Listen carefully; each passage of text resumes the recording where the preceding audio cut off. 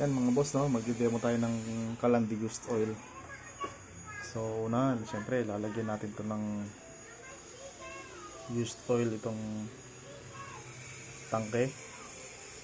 Used oil po yan mga boss, mga black na black po yan. Okay. Tapos open natin yung valve. Yan, makikita nyo, ayan na. Hintayin po nating magkaroon yan dito. Pagpasensya nyo na lang tong ano, at pang demo ko lang tong isang to.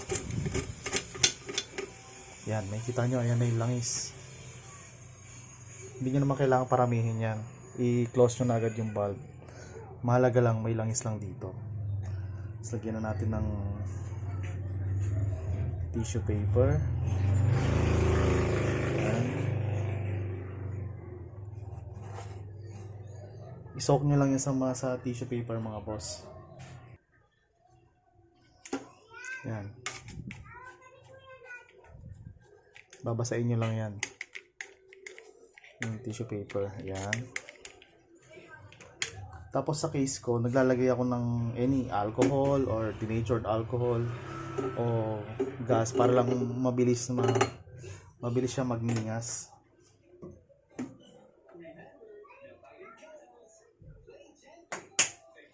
Tapos for safety, tanggalin na natin to.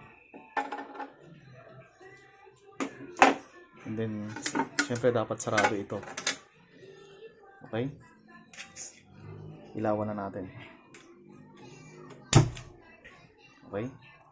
Ayan na siya.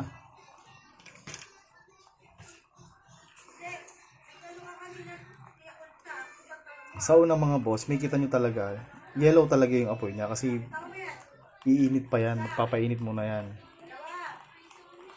So normal lang po yan. And then open na natin yung blower. Kaunti dahil may apoy naman na. Yan, may kita nyo. May kaunti na tayong apoy. Yan. Hintayin lang natin na, na makarbonize niya yung nilagay nating tissue. Tapos patak-patakan lang natin ng langis doon. At take note mga boss, wag masyadong marami yung langis kasi mag-wild yung apoy. So dapat patak-patak lang siya para tama lang yung dating ng langis dito. Yan, try natin lakasan.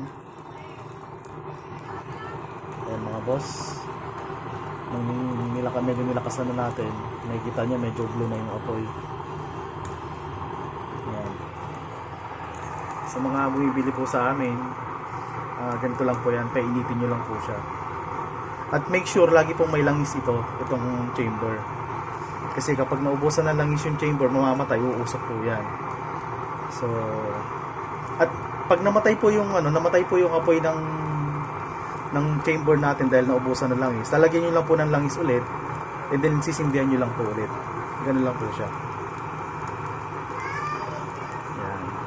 Nakita nyo po, nag-blue na yan. Pwede nyo na pong isalang yung dyan, yung anything na pwedeng gusto nyo isalang. Try po natin patayin yung ilaw para makita nyo pong blue. Ayan po, blue na siya. Ayan. Wala pong cut. So, sa mga buyers po namin sa Shopee, Lazada, TikTok, yan, ganyan lang po siya gamitin. Pagka ganyan po na blue na yung apoy, hindi na po yan mangingitim ang natin ng mga kaldero.